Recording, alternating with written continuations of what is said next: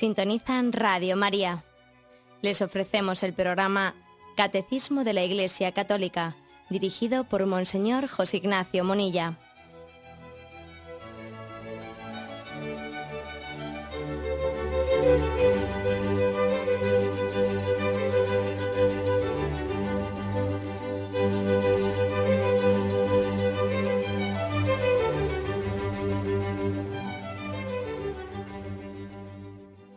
Un cordial saludo a todos los oyentes de Radio María.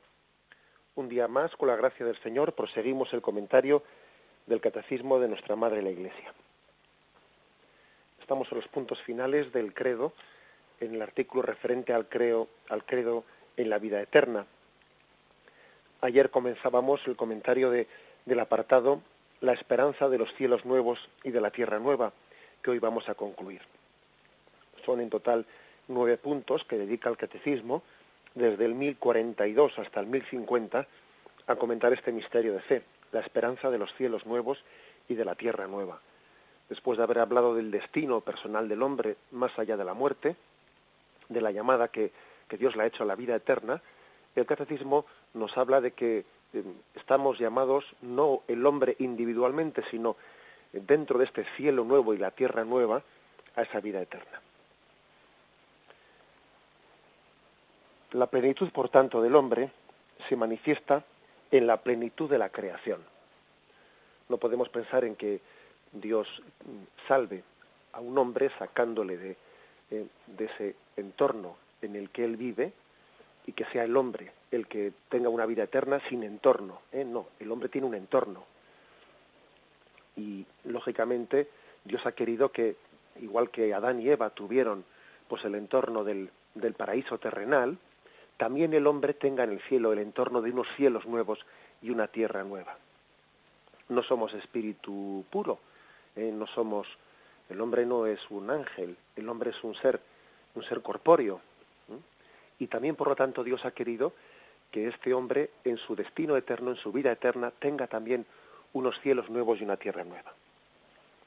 Para entenderlo, el Catecismo hace una referencia al señorío del hombre sobre la creación en el plan primero de Dios. La vida del hombre es una vida en el mundo y con el mundo, no podemos prescindir de él. Estamos unidos a él por numerosas y profundas relaciones. Y sin embargo, pues Dios ha querido que seamos cabeza y señor de la creación. Hemos sido llamados, el mundo ha sido llamado por Dios, ¿no?, a la existencia antes de que el hombre hubiese sido creado. Las estrellas, las rocas, las plantas, los animales, la luz, el agua, existieron previamente al hombre. Nosotros necesitábamos de esas cosas para existir. Y bueno, pues hay que decir que por amor a nosotros fueron creadas todas esas cosas. Como cuando va a nacer un niño y la familia antes de su nacimiento prepara su habitación, acondiciona las cosas porque va a llegar el niño y en cuanto que se enteran de que es niño o es niña, están ya preparando la ropa de un color o de otro color. Bueno, pues así también Dios, en función de que el hombre, el rey y el centro de la creación iba a ser creado, le preparó un entorno de una tierra en la que habitar. Ese fue su escenario, el escenario preparado por Dios. Dios habló a los primeros hombres diciendo: procread y multiplicaos, y henchid la tierra, sometedla, dominad sobre los peces del mar, sobre las aves del cielo, sobre los ganados y sobre todo cuanto vive y se mueve sobre la tierra. Especialmente el hecho de que Yahvé le dijese a Adán y a Eva, les dijese que pusiesen nombre a toda la creación, a todos los animales, es una expresión de la gran unión del hombre con la naturaleza y de su superioridad sobre ella. Dar nombre significa tanto como definir el ser. El hombre determina el ser de las cosas, lo define válidamente. Aquí te pondré por tal nombre o otro nombre. Es un signo el lenguaje bíblico es un signo de superioridad. Al poner el nombre, Adán y Eva están creando el orden entre las cosas. al darles el nombre, están determinando su rango y su puesto en la creación.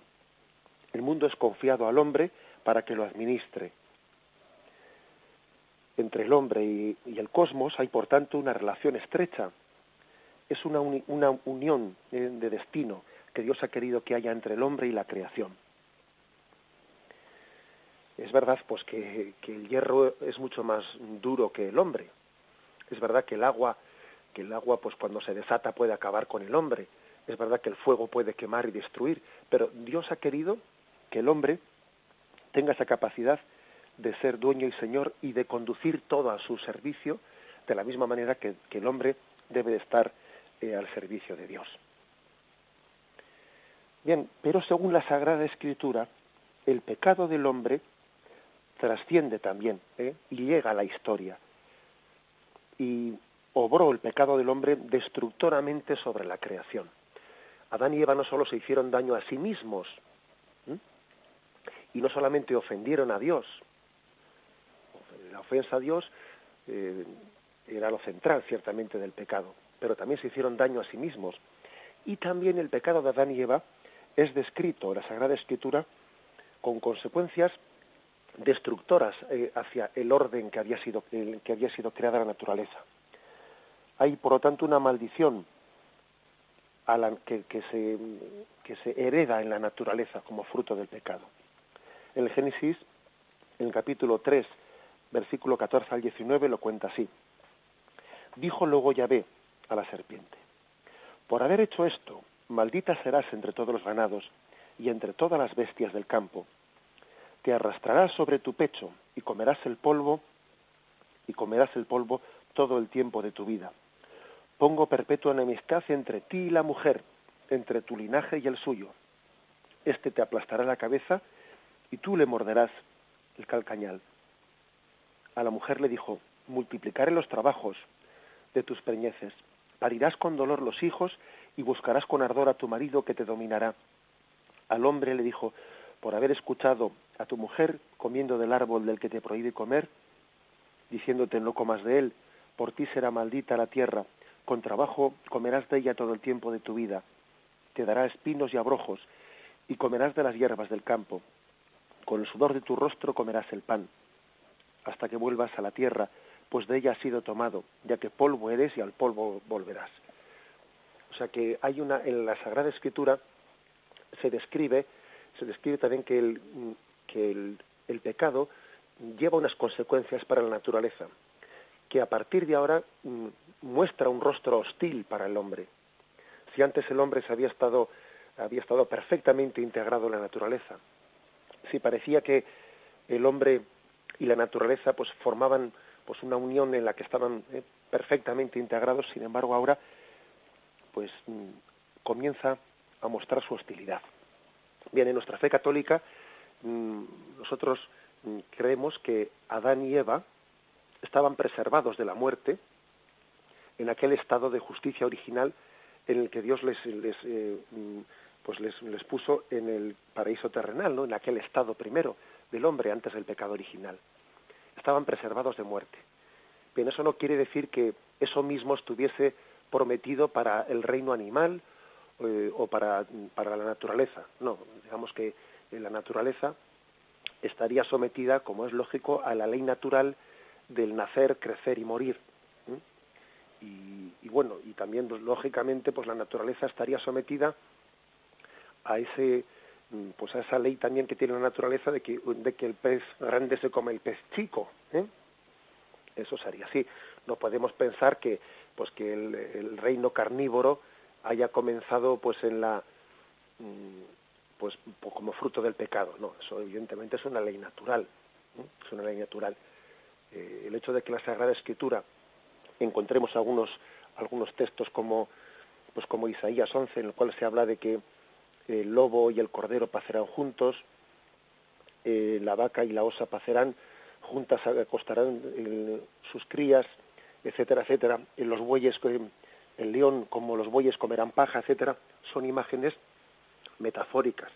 No vamos a pensar que fruto del pecado se ha producido una especie de de cambio del metabolismo, del metabolismo herbívoro en carnívoro. Bueno, eso evidentemente es una metáfora.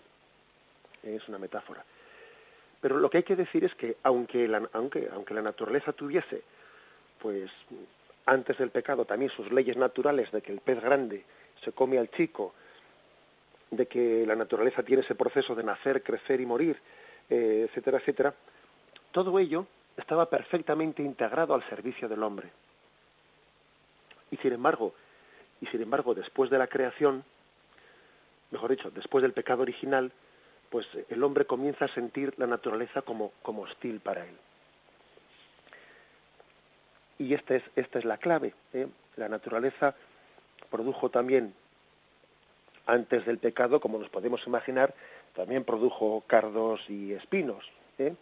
Pero aquellos cardos y espinos, para entendernos, no lo sentía el hombre así. No sentía el hombre que fuesen cardos y espinos para él, sino que comienza a sentir la naturaleza como hostil después del pecado. Parece que la naturaleza ya no sirve al hombre, que él ha perdido el señorío sobre ella. Está como resistiendo su trabajo. El mundo se muestra a veces lleno de crueldad. También Cristo, en algunos pasajes del Evangelio, hace referencia a esto, cuando por ejemplo pone aquella comparación de que quién ha sembrado la cizaña mientras que el hombre dormía. Bueno, pues todo ello es una imagen una expresión de la consecuencia que el pecado ha podido tener en la naturaleza. Especialmente es el apóstol San Pablo, en su carta a los Romanos, el que habla de estas consecuencias del pecado en la naturaleza. Carta a los Romanos, capítulo 8, versículo 18 y siguientes. Dice: tengo por cierto que los padecimientos del tiempo presente no son nada en comparación con la gloria que ha de manifestarse en nosotros, porque el continuo anhelar de las criaturas ansía la manifestación de los hijos de Dios, pues las criaturas están sujetas a la vanidad, no de buen grado, sino por razón de quien las sujeta, con la esperanza de que también ellas serán liberadas de la servidumbre de la corrupción, para participar en la libertad de los hijos de Dios. Pues sabemos que la creación entera hasta ahora gime y siente dolores de parto. Fijaros pues que este texto dice que las criaturas están sujetas a la vanidad, es decir, al mal. Están sujetas al mal, no de grado, sino que aquí el que la sujeta, el mal, también Satanás, ejerce su influencia sobre la creación. Pero tienen también la naturaleza participa de la esperanza de que será liberada. Y sufre gime, dice, como con dolores de parto. También la naturaleza gime con dolores de parto, estando esperando el cielo nuevo y la tierra nueva, fruto de la redención de Jesucristo. Bien, dicho esto, damos un paso más, que es explicar a Cristo como plenitud de la naturaleza. Hacemos un breve descanso, una breve interrupción y continuamos enseguida.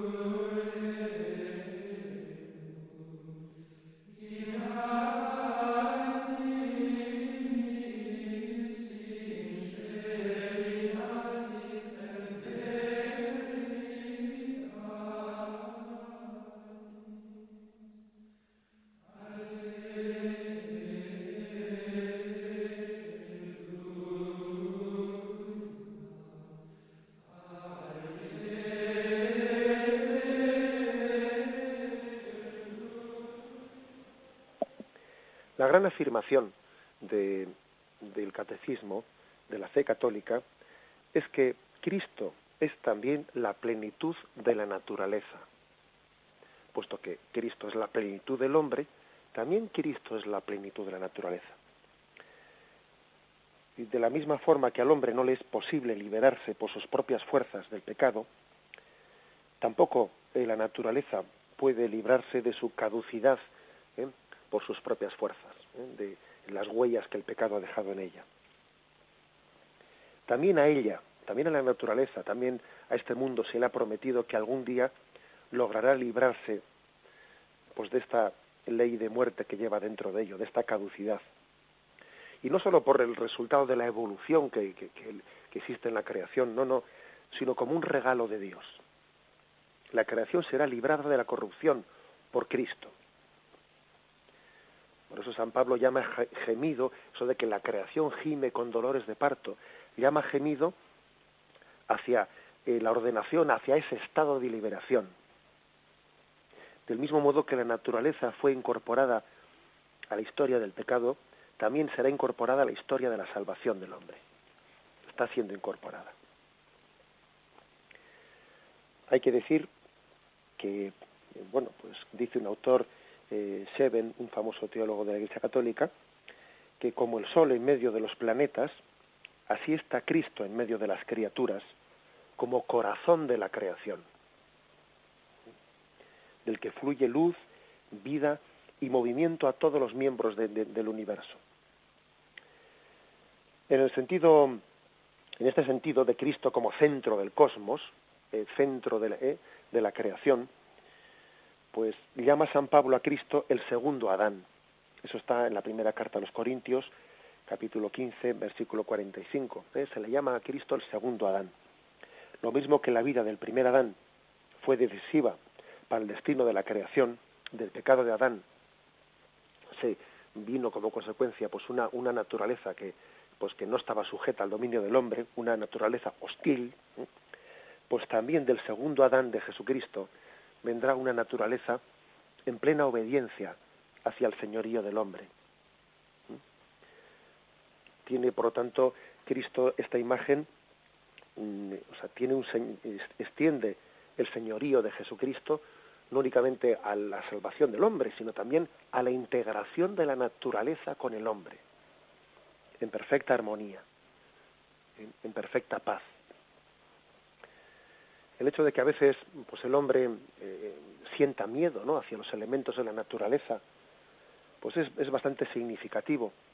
Es significativo de cómo bueno, pues sencillamente no hay una plena integración.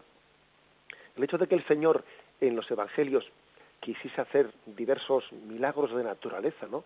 Cristo camina sobre las aguas, Cristo calma la tempestad, Cristo multiplica los panes y los peces, Cristo convierte el agua en vino. Aquellos milagros de naturaleza, bueno, también las enfermedades, la curación de las enfermedades, todos aquellos milagros que hacía Jesús sobre la naturaleza eran como un pequeño adelanto de esos cielos nuevos y tierra nueva que el Señor va a crear en la parusía, va a transformar en la parusía. Los milagros de Jesús, que eran milagros sobre la naturaleza humana, bueno, había también milagros de exorcismo que tienen otra dimensión distinta, ¿no? Pero especialmente todos estos milagros que he citado están manifestando que la naturaleza, sí, aunque es hostil al hombre, será también redimida y puesta al servicio del hombre bajo el señorío del hombre y no de una manera hostil frente a ello. Esta es una promesa importante. Esta forma de existencia definitiva que Dios dará al fin de los tiempos al cosmos es como una participación en la naturaleza de la fuerza de la resurrección. La fuerza de la resurrección está como empapándolo todo. Igual que la fuerza de la resurrección movió hasta la roca que estaba tapando el sepulcro de Cristo. La fuerza de la resurrección resplandece en toda la creación. Los padres de la Iglesia expresaron esto diciendo que en la resurrección de Cristo resucitarán, junto con la resurrección de Cristo, resucitarán no solo los hombres, sino también el cosmos entero participará de esa fuerza de resurrección. Por ejemplo, San Ambrosio dice: en Cristo resucitó el mundo, en él resucitó el cielo, en él resucitará la tierra. Por Cristo se hizo pues una nueva creación. Él es el primogénito de toda criatura. Colosenses 1:15. Se le llama a Jesucristo primogénito de toda criatura. Y por la palabra criatura no se refiere solo al hombre, sino a todas las criaturas de la creación. Esta transformación de la creación ya fue profetizada en el Antiguo Testamento. Acordaros, por ejemplo, Isaías 65:17. Porque voy a crear cielos nuevos y tierra nueva, y ya no se recordará lo pasado, ya no habrá de ello memoria. O Isaías 66:22. Porque así como subsistirán ante mí los cielos nuevos y la tierra nueva que voy a crear, dice Yahvé, así también subsistirá vuestra progenie y vuestro nombre. Por lo tanto, no todos aquellos milagros de Jesucristo en su vida terrena no eran más que un preanuncio, eran las arras de la gran transformación de la naturaleza que Él nos promete. Cuando Cristo profetiza en su discurso del juicio la catástrofe final, promete a la vez un cielo nuevo y una tierra nueva. Y la relación entre la caída, entre el hombre caído, el pecado, y la nueva creación se expresa pues en aquella epístola de San Pedro, capítulo 3, la segunda epístola de San Pedro, capítulo 3, versículo del 10 al 13, que dice: pero vendrá el día del Señor como ladrón, y en él pasarán con estrépito los cielos y los elementos abrasados se disolverán, y asimismo la tierra con las obras que hay en ella. Pues si todo de este modo se disolverá, ¿cuáles debéis ser vosotros en vuestra santa conversación y en vuestra piedad, en la expectación de la llegada del día de Dios, cuando los cielos abrasados se disolverán y los elementos en llamas se derretirán? Pero nosotros esperamos otros cielos nuevos y otra tierra nueva, en que tiene su morada la justicia. Hay pues una promesa que tras la destrucción vendrá la recreación del mundo. En definitiva, pues Cristo cumple una función transformadora de la creación, por medio de los hombres también. El hombre también es un instrumento de Dios para comenzar la nueva creación del mundo, en la fe, en la esperanza, en la caridad. El hombre está construyendo el reino de Dios en la medida que colabora con el Padre en la transformación de este mundo. No nos olvidemos de aquel pasaje del Evangelio en el que se cuenta, en el que se narra, como cuando Jesús asciende a los cielos, se quedan los apóstoles mirando y aparece, cuando Jesús ya es ocultado detrás de una nube, aparece un ángel que les dice: Galileos, ¿qué hacéis ahí mirando al cielo? Este que habéis visto irse en gloria volverá. Y entonces de alguna manera les remite a que no se queden mirando al cielo, ¿no?, en un falso misticismo, sino que vuelvan de nuevo que vuelvan a sus tareas, a la construcción del reino de los cielos. Acordaros de cuando Pedro, Santiago y Juan están en el Tabor y están viendo allí la gloria de Cristo, desean quedarse allí para siempre, ¿no? Qué bien se está aquí, hagamos 3 chozas para ti, para Elías, para Moisés. Pero Jesús en ese momento no se lo permite. Volvamos abajo, que tenemos que seguir la construcción, ¿no?, del reino de los cielos. Es decir, démonos cuenta de que en esos cielos nuevos, esa tierra nueva que Cristo nos promete al final de los tiempos, deben de comenzar a ser construidos ya en la instauración del reino de Dios en la tierra, ya desde este momento. Especialmente es el punto 1049 del Catecismo el que habla de este punto. No obstante, lo leo, no obstante, la espera de una tierra nueva no debe debilitar, sino más bien avivar la preocupación de cultivar esta tierra, donde crece aquel cuerpo de la nueva familia humana que puede ofrecer ya un cierto esbozo del siglo nuevo. Por ello, aunque hay que distinguir cuidadosamente el progreso terreno del crecimiento del reino de Cristo, sin embargo, el primero en la medida en que puede contribuir a ordenar mejor la sociedad humana, interesa mucho al reino de Dios. ¿Qué se quiere decir en este punto, ¿no? En 1049. Pues quiere decir que progreso humano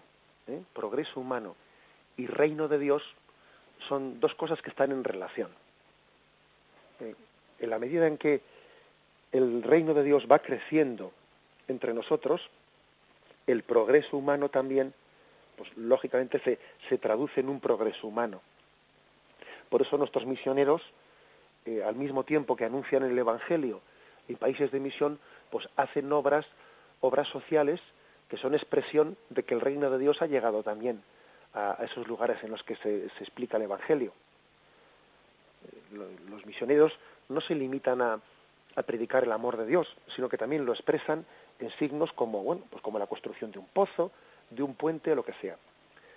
O sea que, como dice este punto del catecismo, que además está tomado de una cita de la Gaudium et Spes, que es del Concilio Vaticano II, capítulo 39, dice que la instauración del reino de Cristo entre nosotros debe de tener expresiones de progreso humano, ¿eh? O sea, es la instauración del reino de Cristo en la tierra. Aunque también dice que hay que distinguir una cosa de la otra. No se identifica al 100% reino de Dios con progreso humano. Tampoco se identifica al 100%. Sería un error pensar eso. Porque, pues por ejemplo, se dice que los países del mundo en los que más bienestar social hay, pues son los países escandinavos, ¿no? Suecia y Noruega. Bueno, entonces uno puede preguntar, entonces los países del mundo en el que más instaurado está el reino de Dios son Suecia y Noruega. Pues no creo que se pueda decir eso. De hecho, son de los países del mundo donde hay más índice de suicidio. Lo que quiere decir que no se puede identificar reino de Dios y progreso humano. No se puede identificar. Es verdad que el reino de Dios no puede ser meramente espiritualista, que tiene que encarnarse, tiene que traducirse, tiene que expresarse en el progreso humano. Pero ojo, no se identifican las dos cosas. No podemos olvidar que el progreso humano, si no está al servicio del reino de Dios, si no es un progreso humanitario al servicio del espíritu, al servicio de los valores espirituales, si es un progreso humano, pues que igual está planteado en unas bases soberbias, de autosatisfacción, de una especie de comodidad como máximo criterio, como máximo valor en la vida, pues el progreso humano puede destruir al hombre. Puede destruir al hombre.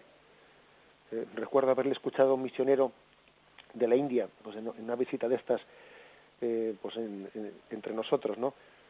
Coincidió con una campaña misionera en la parroquia, y recuerdo haberle escuchado decir que uno de los mayores obstáculos que él ve en España, pues es misionero español, ¿no? Que cuando vuelve aquí, pues sufre por ver lo que está ocurriendo en nuestra tierra, ¿no?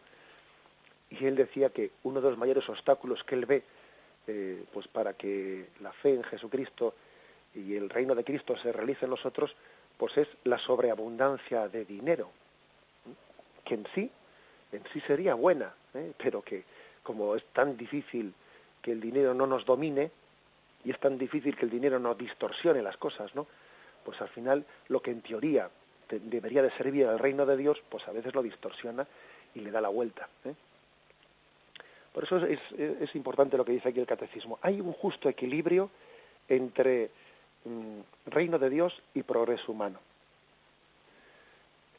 Nosotros debemos de intentar que el progreso humano sea expresión de la llegada a Dios a nosotros. El progreso, por el progreso, no dignifica al hombre. El progreso, en la medida que está al servicio del hombre y en la medida que está al servicio, pues de la vocación que Dios ha dado al hombre, en ese sentido sí que es una imagen y es un adelanto, ¿no?, de la instauración del reino de Dios entre nosotros. Bien, vamos a meditarlo y continuamos enseguida.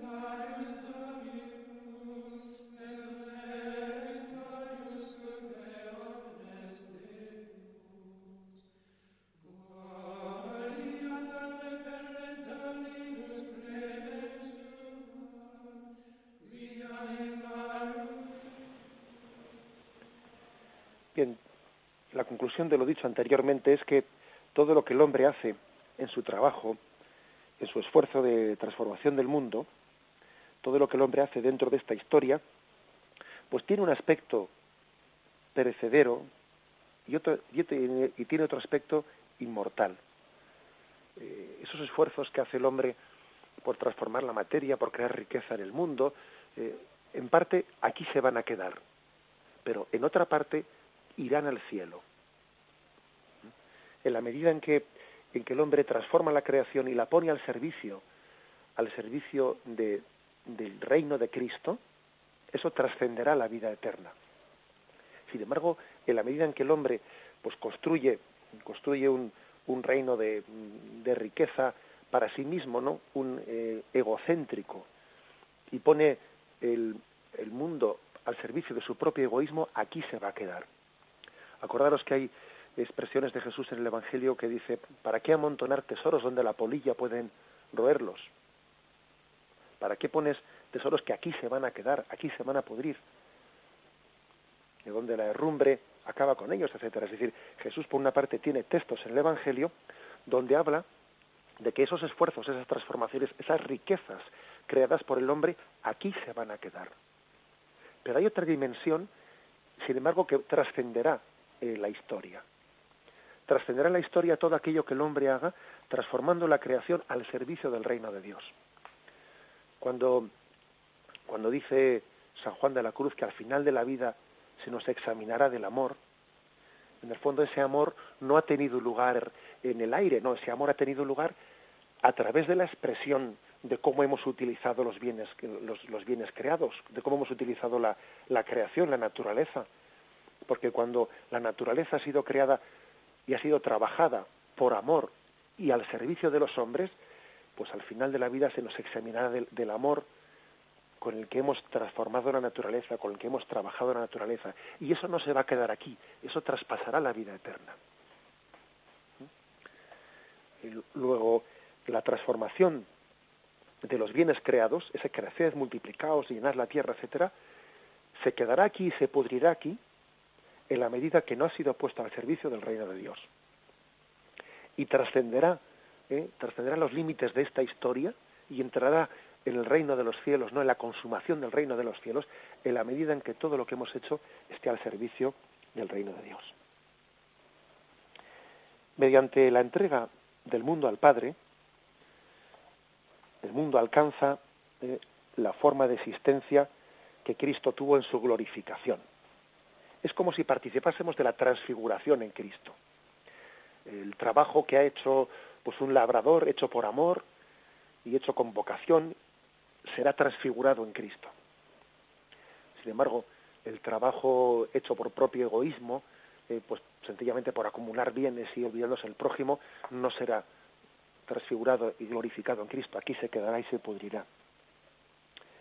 Se puede ver, por lo tanto, ¿no?, como una participación de la gloria del cuerpo de Cristo, lo que ocurrirá con nuestro trabajo. San Isidoro de Sevilla tiene este texto. Para los nuevos cuerpos será creada una tierra nueva, es decir, el ser de nuestra tierra será transformado. Pasará a un estado espiritual y después no estará sometido a cambio alguno. El cuerpo de Cristo sella toda la creación. Es curioso este texto de San Isidoro de Sevilla. El cuerpo glorificado de Cristo sellará toda la creación. Sin embargo, mientras que dura la historia terrena, esto no es perceptible más que a los ojos de la fe. Lo veremos claramente después de la parusía, pero ahora únicamente a los ojos de la fe uno es capaz de ver cómo los bienes y el trabajo y el esfuerzo y el desarrollo humano que ha sido hecho al servicio del reino de Dios va a trascender la historia y el otro aquí se va a quedar y aquí se va a pudrir. Eso solamente aquí se ve a los ojos de la fe. Algún día lo veremos claramente. Se expresa esto en el libro del Apocalipsis en la metáfora de las piedras preciosas en las que está edificada la futura Jerusalén celestial. El Apocalipsis expresa que la Jerusalén celestial está rodeada por piedras preciosas, imagen también de todo aquello. Nuestras piedras preciosas son el trabajo del hombre transformado es una piedra preciosa, eso que llevas entre manos, ese trabajo tuyo que te resulta mortificante, puesto al servicio del reino de Dios, se convertirá en una piedra preciosa. Aunque, como hemos visto, la visión de la Jerusalén celeste, pues se refiere en primer lugar, ¿no?, pues al destino del hombre, de la humanidad, también tiene que ser entendida como referida al cielo y a la tierra transformados. Por eso creemos en la dignidad de la materia. Creemos en la dignidad de la materia. O sea, nosotros no participamos de esa concepción más bien oriental en la que el espíritu tiene que desprenderse de la materia. No, también la materia, también lo material está llamado a la salvación. El hombre no es un espíritu puro, sino que está encarnado, y también la materia es expresión del espíritu humano y está llamada a participar de la salvación. La salvación del hombre lo abarca todo. A Dios no se le escapa nada. No se le escapa nada. Él no se desdice de nada de lo que ha creado. También lo material que ha sido creado por Dios, y vio Dios que era bueno, dice el libro del Génesis, cuando va relatando los días de la creación. A Dios no se le escapa nada. La salvación de Dios lo abarca todo, también lo material. Ese trabajo tuyo también está llamado a ser transfigurado por Cristo. El trabajo del labrador, el trabajo del minero, todo ello, ¿no?, forma parte de esa colaboración con Dios en la transformación de la tierra para gloria de Dios Padre. La salvación de Dios pues lo abarca todo. El cielo y la tierra transfigurados, sobre los que se reúne la humanidad salvada, cantan al Padre en el Espíritu Santo un himno de alabanza y de acción de gracias. Nuestro trabajo por transformar el mundo se tiene que unir en la liturgia en ese por Cristo, con Él y en Él. Hacemos las cosas por Cristo, en Cristo y con Cristo, para gloria de Dios Padre. Entonces alcanzará su máxima plenitud el sentido de todas las obras de Dios. Mientras que en el presente momento el mundo oculta muchas veces la gloria de Dios, es cierto que a veces este mundo parece que oculta la gloria de Dios, entonces, sin embargo, brillará por el esplendor de esa gloria. El mundo, entonces, será un perfecto espejo de Dios. El mundo revelará perfectamente la gloria de Dios. Ahora parece que las cosas materiales ocultan la gloria de Dios. Entonces serán un perfecto espejo en el que uno, viendo las cosas, verán a Dios. Y ya los santos, ya los místicos, que ellos han tenido unos ojos de fe pues mucho más profundos que los nuestros, cuando han visto la naturaleza, han visto en ella a Dios. Y así como a veces el hombre pecador, ¿no?, siente el mundo como hostil, sin embargo el santo, por sus ojos de fe, es capaz de percibir en este mundo las huellas de Dios y emocionarse, porque ve en él el espejo de Dios. Bueno, pues cuando seamos perfectamente transformados en Cristo, nosotros junto con este mundo, el mundo no estará velando, o sea, no estará ocultando la gloria de Dios, sino que será el perfecto espejo.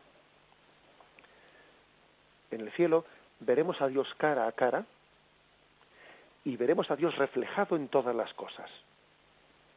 Será como una sala de espejos, ¿no?, en el que la luz se refleja en todas las esquinas. Ese es el cielo, donde los cielos nuevos y la tierra nueva están reflejando el rostro de Dios.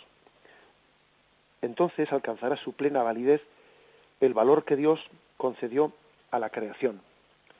La creación se revelará como buena, como muy buena, como dice el libro del Génesis. Cierto que tampoco el cielo nuevo y la tierra nueva serán capaces de traslucir toda la gloria de Dios, porque al fin y al cabo todo lo creado se ve limitado, o sea, es decir, la creación no es capaz de reflejar toda la gloria de Dios, sino que refleja algún rayo. Pues un espejo es capaz de reflejar algo de la realidad, pero no puede reflejarlo todo. La creación reflejará la gloria de Dios en parte. Por eso el hombre será plenamente saciado al ver a Dios cara a cara, no únicamente reflejado en la gloria, pues en su gloria por las criaturas, sino que al final será plenamente saciado en la contemplación directa de Dios. Por eso el catecismo termina con el último punto que leemos, el punto 1050, termina diciendo: todos estos frutos buenos de nuestra naturaleza y de nuestra diligencia, tras haberlos propagado por la tierra en el Espíritu del Señor y según su mandato, los encontramos después de nuevo limpios de toda mancha, iluminados y transfigurados cuando Cristo entregue al Padre el reino eterno y universal. Dios será entonces todo en todos en la vida eterna.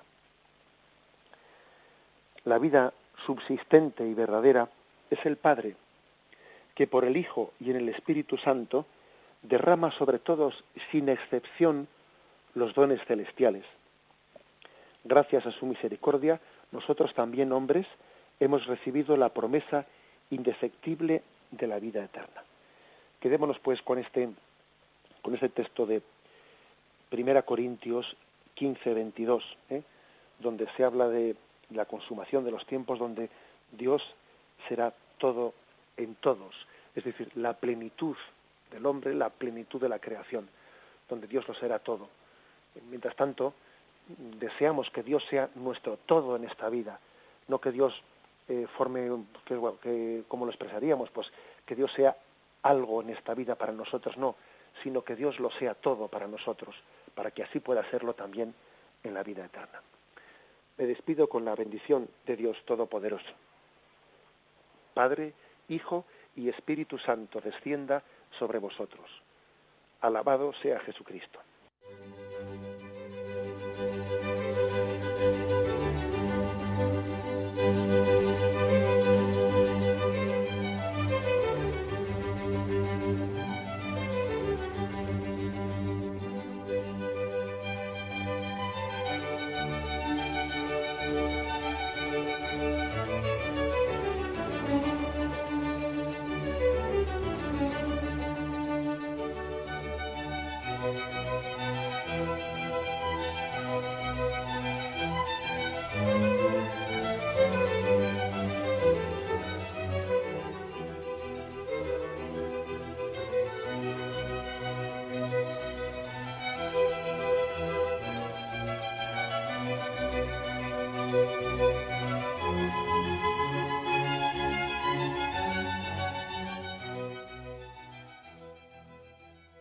Les hemos ofrecido el programa Catecismo de la Iglesia Católica, dirigido por Monseñor José Ignacio Munilla.